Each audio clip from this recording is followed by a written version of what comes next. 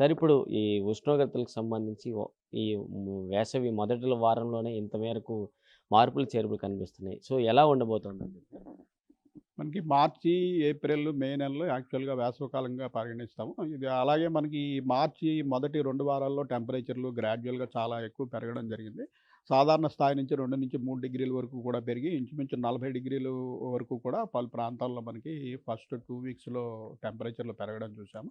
అయితే ఈ వేసవికాలంలో టెంపరేచర్‌లు బాగా పెరిగినప్పుడు ఉపరితల వాతావరణంలో జరిగే మార్పుల వల్ల మనకి ఈ సైక్లోనిక్ సర్క్యులేషన్స్, ద్రోణులు ఇటువంటివి ఏర్పడి తేమగాలులు ప్రవేశించడం జరుగుతుంది. వీటి వల్ల ముఖ్యంగా సాయంత్రము, రాత్రి సమయాల్లో మనకి ఉరుములు, మెరుపులు, ఈదురుగాలులతో కూడిన జల్లులు పడుతూ ఉంటాయి.